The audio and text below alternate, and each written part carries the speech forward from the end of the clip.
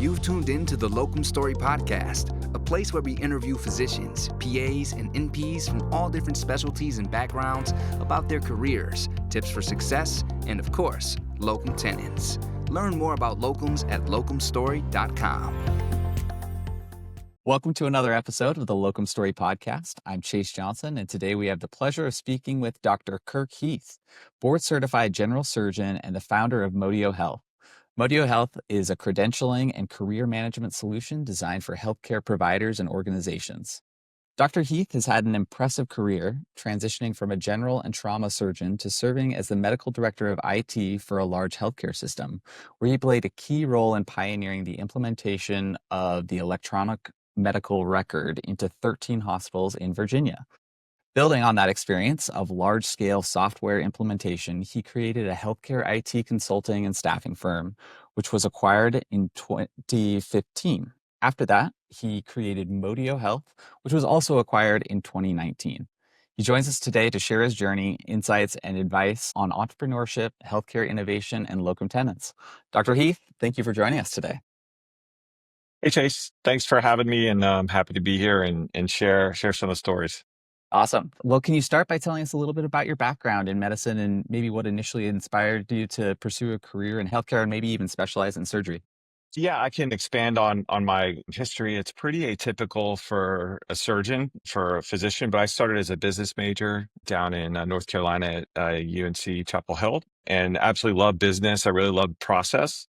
And then was deciding what to do after school, and somehow got on the topic of wanting to go into medicine. I'd been an EMT just randomly, my sophomore, junior year, rose through the ranks there, the various levels, and just loved it, fell in love with it, and applied to medical school. I got into medical school up here in Virginia, and just loved all aspects of really the process of school. Then when I was in my rotations in third year, I really fell in love with surgery. I actually went in wanting to be an ER doc, which is natural because I'd worked as an EMT, and I love my ER colleagues, but I really gravitated towards process and really what surgeons do. Tremendous about a very narrow area, and just really like to hone that. It's really why I went into medicine and jumped into surgery. It's a fantastic career, and I feel very privileged to have been able to do it. Interesting. Yeah, I can see why the business foundation would kind of be the starter for something like that. Very, very interesting. So before your entrepreneur journey began, your first job out of medical training, was that a traditional full-time physician job at a healthcare Definitely. system? So I Okay. joined, I stayed here. Yeah, I stayed here locally in Virginia Beach. It's a pretty well-known health system. It's the Centera Healthcare health system. And Okay. that's a large health system, but I was in a private practice with multiple competing surgery groups. So a really unique environment that they teach you nothing about in medical school or residency. You come out and you know nothing about your brand, and you know nothing about like competition and whatnot. And it's actually a pretty competitive area for surgery, which we could argue should or shouldn't be, if we're in healthcare. So absolutely loved the group I joined, and they were one of the holdouts who were not acquired by a large health system or a larger medical group. So yeah, I started out doing just doctoring, and being pulled into some other things, which we'll get to later. But yeah, it was a traditional, pretty Excellent. much healthcare system here. So maybe walk us through the transition out of healthcare and into that role of medical director of IT for the healthcare system. Were you pining to get back in the business world, or how did that come about? No, that fell into my lap. Something called the High Tech Act, which is now, it's probably dating myself. That's where, the government said practices and hospitals need to be on electronic medical record, or EMR, we'll start calling it, by a certain date. Centera really pioneered the successful process of doing that. They actually were able to convert the expense of converting to an EMR into revenue for the system, because they found they were more efficient, and they did it in a really creative way. The folks there, the CIOs and the chief medical informatics officers, really started using a peer-to-peer approach. And I'm telling you now because it's really transitioned throughout my entire career since then. It's when we put an EHR in, we don't just hire some support staff and say, hey, go help these surgeons. It's hard. What they did is they matched surgeons with surgeons. They asked about workflows for those surgeons before they implemented, and I say surgery, but could be internal medicine docs or ER docs. Same thing for the nurses or the lab staff. So Centera was really good at the implementation and creating like-minded or like goal folks to build the EMR, and that translated very well. If I don't know if you remember, but putting EHRs in were very contentious. A lot of docs were set in their ways, and there's no way this is going to work. I was an absolutely huge fan. It fell into my lap because I was one of the, I was relatively new out of residency in 2007. Hopefully I was well liked and they thought I'd be a good representative of it. I was probably pretty tech savvy. And so I represented the surgery, really the surgery voice of the EHR for almost our entire health system with a couple of their surgeons as well. So it wasn't just me alone. So yeah, that was the transition into that particular role as a surgeon. I got to tell you, it was like a training ground for what became known as product engineering, marketing, brand, all those stuff. So I'm sure you'll ask me about in a minute. So I owe a lot to that team for really educating me Yeah, about how to do this. did that business background, I would think, help tremendously in playing the foundation, or I was it all think, kind of? yeah, the college part, I always say college is it's a vocabulary lesson. That's what we say about medical school. You don't really learn any medicine in medical school. You learn the vocabulary of medicine. You really learn medicine as a resident. And I would say the same for college. Sorry if I'm offending anyone, but I think college you learn what I did like is my operational classes. I did like my business classes. I did like business classes are very, goal oriented, start, finish, and you've got a process and we need to do something. And I think that's why I gravitated towards surgery. It's why I gravitated towards the IT stuff with Centera. It was, we had a process and a goal. So we had to get this EHR in. We had to satisfy all the players and stakeholders in the health system. We had to not lose our shirts on doing so.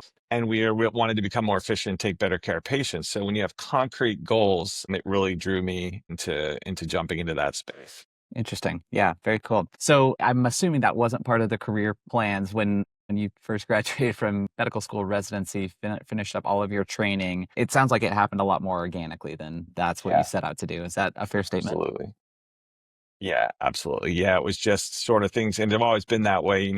Being an ENT fell in my lap. I did a bunch of things growing up that just kind of fell in my lap. I really love taking on new things, maybe overcommitted at times, but you're right. It was more organic. There was no plan to go to medical school when I was in college. So really every couple of years I sort of repivot and stayed on the same path, but slightly different. So I guess I'm hearing some themes in terms of structure from the surgery realm to structure in this business realm. Was it a difficult transition for you? It sounds like it was kind of drinking from the fire hose, or yeah, maybe walk us through that.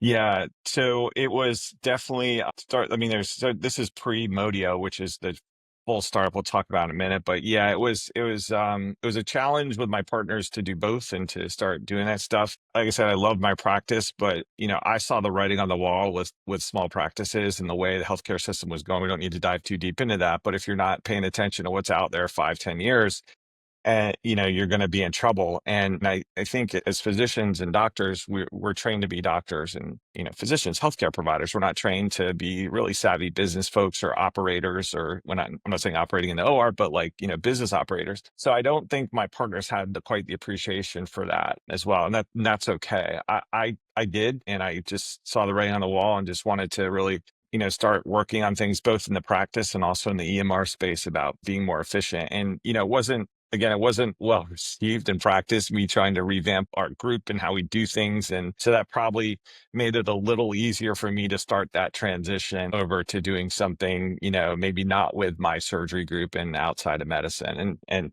being that, as I mentioned before, it's very competitive in that space.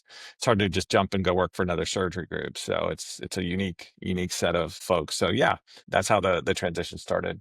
Let's maybe walk through the next phase of that after the EMR implementation. How did you go from that to, was the next piece starting your own company, or yeah, how did that go? Yeah, yeah, exactly. I had some great folks who we learned from who was like the past CMIO, so the chief medical informatics officer and whatnot. And they'd asked me to do a couple things outside. He had some consulting work going on. It was down at a hospital in Florida. I said, would you come down and help these folks with their surgery workflows before they go live, which means when they flick the switch? We did, made a little bit of money doing so, and then kind of put it on the shelf for a little bit, was back at Centera. And then that same hospital called me and said, "Hey, you want to come down during our go live? We'll pay you to do that and walk around." I said, I will. But then seeing how Centera did, I said, can I bring an anesthesiologist, some nurse anesthetists, and some support staff? Because I'm only one person. I can help the surgeons, but the workflow. And when we did that, that sparked like this consulting workflow business in the back of my mind. We really knocked it out of the park for them. And we were down there with probably 8 or 10 people next to a very large staffing consulting firm, which you would know if I said their name. And the president of the hospital saying, "Hey, who are these guys, and can we get more of them?" Because our knowledge, remember our peer-to-peer knowledge that I talked about with Centera, just blew away. Sticking a 22-year-old newly graduated person out of college who's with a large consulting firm next to a neurosurgeon who's been in practice for 30 years. That is not a good support model. So yeah, it worked. And then the light bulb went off and I said, well, how can I do this? And there just happened to be someone from a hospital in Texas there. Again, who are these guys? And then I got some folks together. I talked to Centera, said, "Hey, can I use some of your people across the country throughout the year? They'll take PTO." And our company was born. And so we were staying as a full-time surgeon. To give you some type of scope, we probably did over 100 and something implementations in very well-known institutions, across, one of which is right up the street in Utah, one of your great academic hospitals.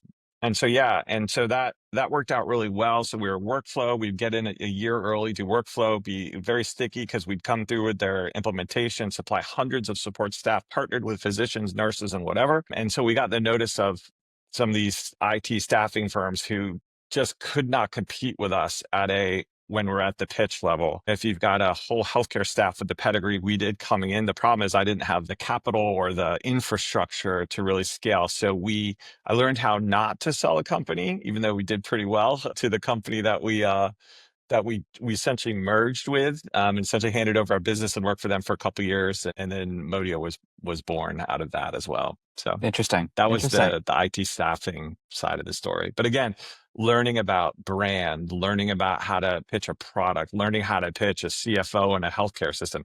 You do not learn that in medical school. You do not learn that after. You really have to have your product and offering down with a healthy ROI. Hearing your experience, I feel like you are Mr. Trial by Fire is what I'm hearing. You are learning a lot. That is, again, there's some foundational elements along the way, but yeah, I'd be shaking in my boots in a couple of those situations. So good on you.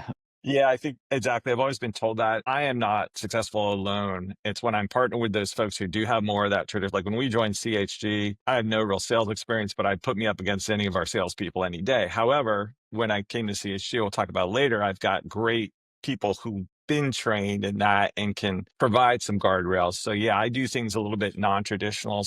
Not necessarily trial by fire. I'm very calculated. I don't like risk. It's just I like to get to the point and show the value and have other people help me along the way, fill in those gaps and potholes that I leave behind sometimes.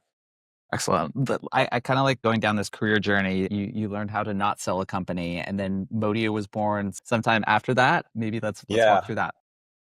Yeah, Modio is a really cool story because again, it wasn't on me. We really started out, and some folks at CHG know this. We wanted to be a locum staffing firm that connected the buyer with the seller, the hospital with the healthcare system, and charge a simple 15% markup. And there have been companies that have come after that, and so we did that. We actually crossed paths with CHG a few times while doing so, but we quickly realized that it's hard to do that. And maybe for a small practice, you can get this like Indeed style, pick up a physician, but you really can't compete with the staffing firms out there because they provide a great service. And I don't think healthcare appreciates that. It's hard to just contract with a physician. That's a lot of relationships you're dealing with. If I'm a recruiter in a hospital and I have no staffing company, but if I'm working with someone like CHG or any of their competitors, I've got a middle person that actually handled all that relationship. And it's sort of like you can provide a standardized product versus 52 or however 152 different physicians, attitudes, beliefs, et cetera. They're coming from being really handled. And then on the physician side, it's actually really nice to have a liaison and not negotiate all these MSAs and then the sheets that go over confirmation statements, things like that. So yeah, we started that, but we quickly, what we wanted to do with that locums company is also speed up the credentialing, meaning like tie our licensure into state boards and whatnot. when we realized that there was a big deficiency in the industry and that no one really paid attention to credentialing, we said, wow, we're onto something. And we made a pivot. We kept the staffing going because it was very lucrative and provided dollars for us, but pivoted to Modio Health being our platform. We were originally called Locum List, and then we pivoted to Modio and became a provider management platform. And that was really the spark that started that. And I'll pause there before I go down to the Modio to make sure I answer the Excellent. question. Yeah, no, Yeah. that's great. I understand somewhere along the way that you did locum tenens work yourself. Can you Sure. maybe talk about where that was in the Yeah. timeline? So I jumped in and my first locum tens experience was with Locum List or early Modio. We'll call it Modio just so we don't confuse the listeners, but with Modio, and we had a bullpen of probably 10 providers. And I did that because when we get in this, if we're going to start talking about startups and whatnot, and if anyone ever watches Shark Tank, they always ask the question, do you have another job? And if you have another job, they don't, they don't invest in you. So quickly realize, and I would hopefully folks take lessons from this.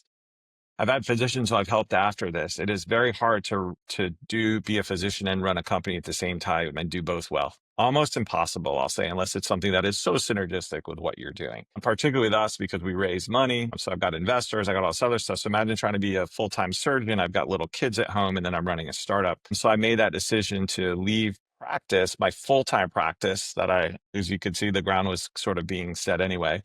And so I supplemented because you had to make money. I didn't get paid in Modio just yet. So I was working, I don't know, 10, 15 shifts a month, and it was really flexible. And we could talk pros and cons probably later about locums, but it was extremely flexible. So I learned a tremendous amount about the locum industry, both from the Modio side, because we were getting new clients on the staffing and credentialing side, and then also from the provider side. And actually, in our perfect world, which is why we love CHG so much, we were a staffing company, credentialing company, and software platform. So if you think about CHG's mission right now, we were on to their mission. We had that vision in 2014, 2015. We just didn't have the backing and the, large company to do it with. But to have a full circle provider management lifecycle tool is really impressive. Like I sign up, I'm a provider, I can see my jobs.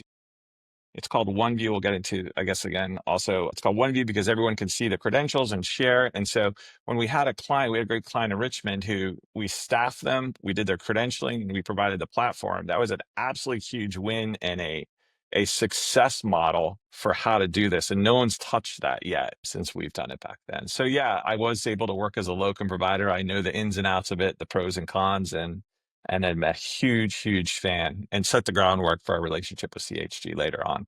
That's excellent. Yeah, you're hitting the questions just perfectly. So yeah, thank you. That's great.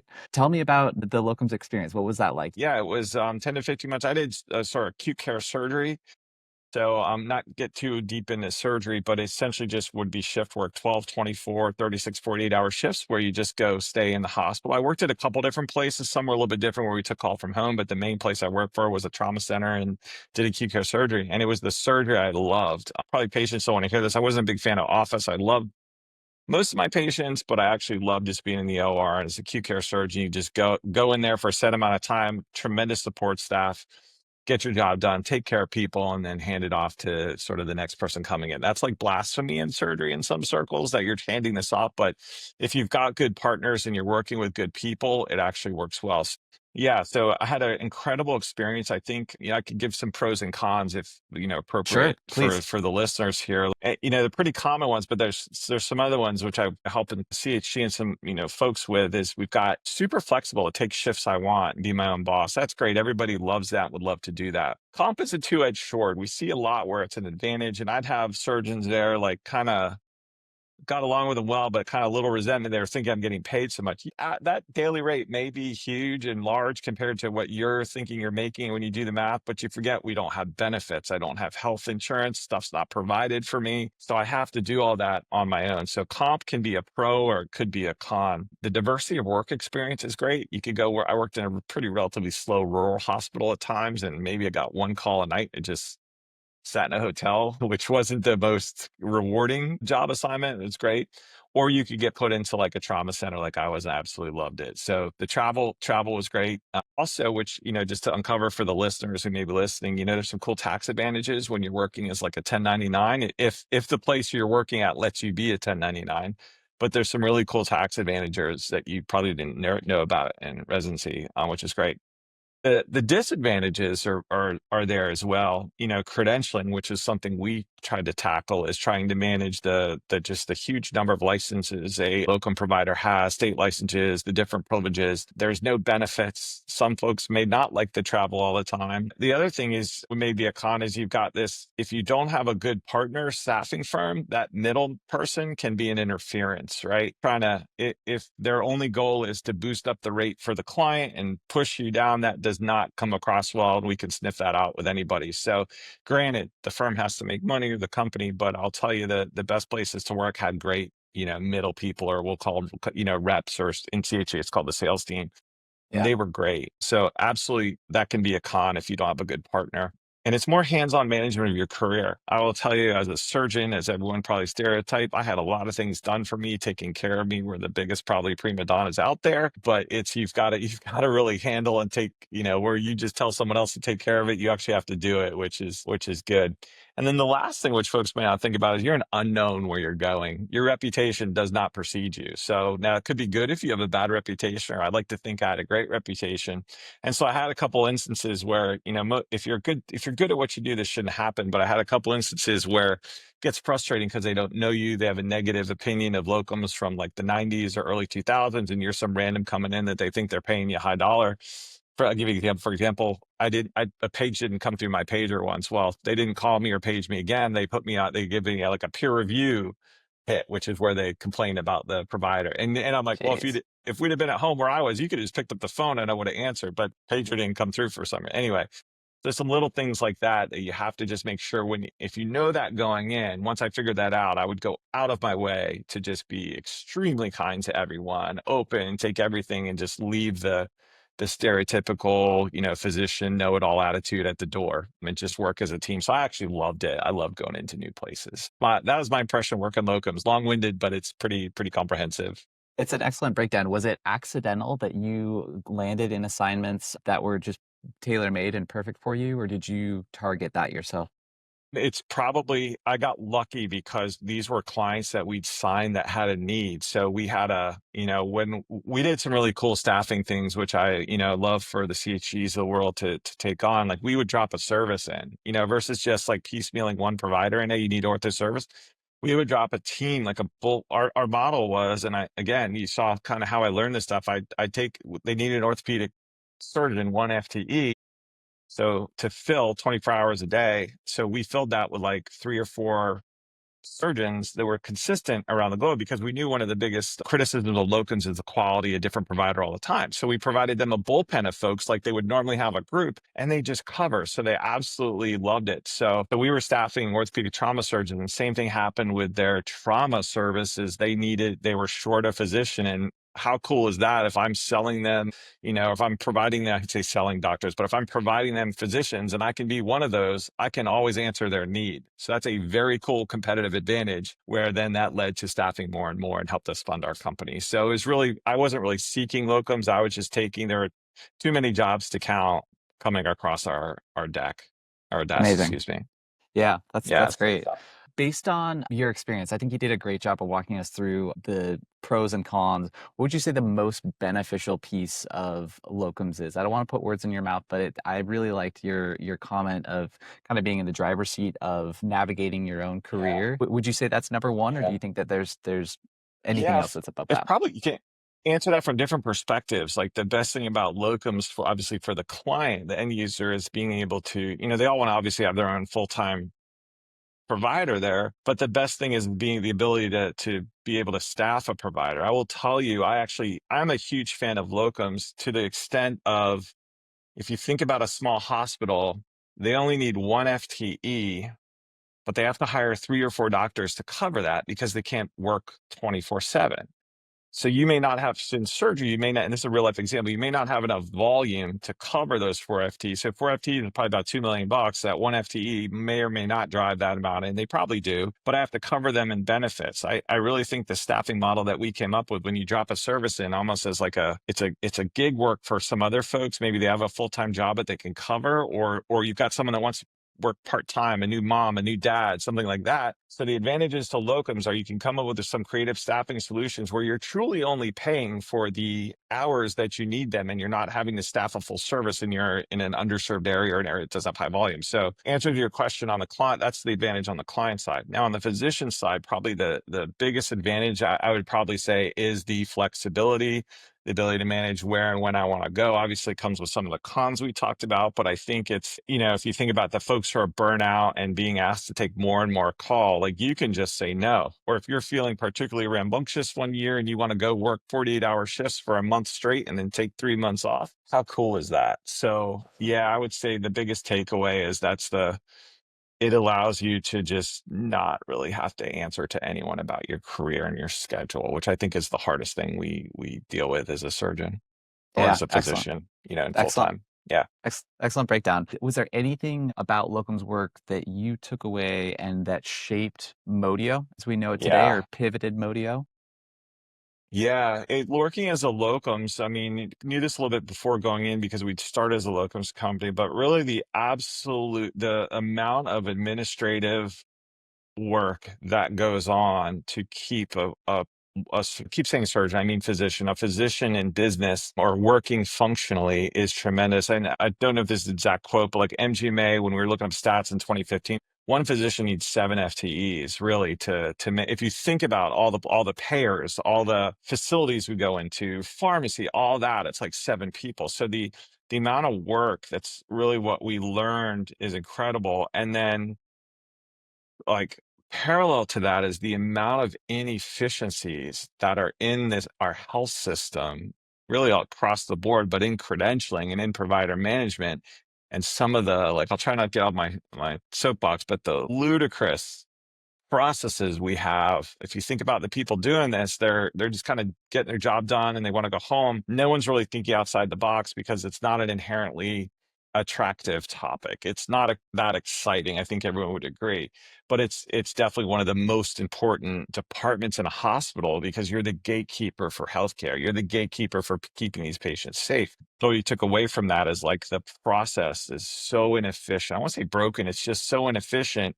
Takes 80 to 120 days from the time I want to work in a hospital before they can get me approved. Part of it's the process, part of it's the people doing the job that are so used to the inefficiency, they just throw their hands up and don't want to be progressive, which is totally understandable. I'd probably do the same thing. So yeah, that's what helped shape Modio and what we call OneView and in CHG, we're a credentialing platform, but to our 1,000 other clients, we're a provider management platform where we're truly managing that provider's interaction with us through their entire career through their client. And then on the provider side, if they're logging in and have their own account, it's a career management tool. Like I've got a profile in Modio, though I don't operate anymore. It's got everything about me. And a month doesn't go by where I'm not dipping in there and grabbing some old reference or, hey, I have privileges here, just to document my license or something like that. So yeah, definitely the locums work did shape OneView big time. Excellent. Excellent. Thanks for walking through that. Now, Modio's about 10 years old now. What has been the most enjoyable part of the Modio journey? Yeah, so Modio has been great. I'll tell you, startups are incredibly challenging. I say this to folks, and again, my surgery colleagues are going to probably shun me, but a startup where you're raising money and coming up with a new idea and executing on it is probably one of the hardest professional things I've ever done. Surgery was tough and being a resident was tough, but you're almost guaranteed to come out the other end and land a job. There's little risk. It was just stamina tough and maybe emotionally draining at times for complex patients or people you became really close with. But it's got nothing on the absolute sheer stress and work hour requirements of a startup. So I'll tell you, if being a surgeon, I was on every 6 nights. Being a founder of a startup, I was on every night, right? No sleep, no Sure. nothing. So Sure. I'll start with that because that's the foundation of what you're working with is this startup where you've just got this idea and you're in a little desk in a rented space and create it. So I'll tell you the best things about this company absolutely have to be the people I've worked with. I mean, that's a given. I mean, I love the whole, we'll get into like why I really like doing it, but if I could say what I take out of it the most are the founders who started this with me, the people we hired from the early days, people either who've gone on to do other things or have left. And that goes through CHG as well. Is a big reason why we joined CHG is because the people were tremendous, and I knew they would take care of our people. So if I was held, said, hey, what's your most important thing? It's the people. Now, probably what folks want to hear is I really love the whole building of a company and building of a brand. We've done it to some extent with the staffing and IT company and consulting firm, but really taking something where you've got a vision, you put a team together to help you build it, you raise money to pay for it, you're so stressed because most of it's not your money. And then you actually have it starting to be used and purchased by very well-known entities. There's something gratifying about that. It's not just the selling, and then it's the operational aspects of scale. It's every knit little thing. Now I can honestly say I haven't done a demo for OneView in probably years, but 5 years ago, I was probably the number one doer of demos, if that's the performer of demos. Or there were times where I would jump in and fill out credentialing applications for clients because we didn't have enough staff to do it. All that hard work that goes into it and knowing the risk associated with it were pretty incredible. And probably my favorite part of it is just building something together with other people that I mentioned before and creating something that someone was interested in enough to use as a client. And then we were privileged enough to be noticed by CHG and acquired. Really, the whole process with the emphasis on the people was That's great. the best part about it. Good stuff. Well, what's next for Dr. Heath? What's on the roadmap? Yeah, so I mean, I'm obviously healthcare is ripe with opportunity. I don't want to say I just look for opportunity, and I probably told many people I'm never doing another startup again. It took several years. I've enjoyed my time at CHG, but I feel like the folks there do it. I could continue to stay and grow with Modio. I am much more effective in the earlier stage companies and more engaged at that. So I really love putting things together. Now, number one, the cool part about having such a great relationship with CHG is I'm going to stay on and help as an advisor where needed on the provider side with Modio, so I can not have to worry about like all the HR corporate requirements that are necessary, but I can actually get into that. And then I'm likely jumping in and going to work on some other offerings in the healthcare space around delivery of care. Obviously not going to leave the staffing and the credentialing to CHG. I've already done that. But I think delivering care in an efficient way, if you can see the history with me, it was like in business, I like the operational classes, and med school and residency, I like surgery because we're efficient, we're precise, we know the start and finish, getting into Modio. So I really want to try to work on certain areas of healthcare where I think can be impacted to bring costs down and deliver quality care without the nonsensical overhead that is plaguing the United States and charges. I think that's next for me professionally, obviously not being a startup and, being a little bit more flexible. Like I've got, more time with my family as well. I still have young kids, so more time with them because startup takes you away from all of that. So yeah, so I've got a nice blend of both professional and personal things coming down the pipe, which I really like. Obviously, I love the personal is the one I'm really excited about, but being able to jump in, helping some people who might take on more of the work than I used to take on, and I can just help with the vision and guidance of the operational aspects is what I'm looking for. Excellent. I love it. This is our final question here, unless there's anything else that we want to talk about. But any advice that you'd share with other physicians that are thinking about pursuing leadership or entrepreneurship opportunities, or maybe even locum tenens? Maybe we can walk through all three. Sure. Yeah. First of all, call me. Easy to reach. Yeah, that's right. Or send me an email. Yeah, because I feel like on the locum tenens side, I will start with that first because this is Locumstory and CHG. For those that aren't working locums, just have an open mind about new staffing models, and always have an open mind because if we're not growing, we're not doing well. And I mean that within surgery as well. I got just a little anecdote of this surgeon who's now retired, but was sort of towards the end of his career. The best thing about him is he was always picking up new things, was probably the best laparoscopic surgeon in our area and did not train in laparoscopy. So someone like that, you can tell, is constantly looking and seeing how to push the envelope. There's a balance there. So I would say within locums, be open. If you're going to work locums, that I find it a very pleasant experience. It's rare that I've heard from colleagues that they've had, sort of a bad experience. But I just say when you go into a new hospital, be open, be obviously pleasant, and just, do your thing and do what you know how to do great. So it's a great place to work. I would say to folks, just look up the business aspects. There's plenty of podcasts out there, and there's plenty of other things like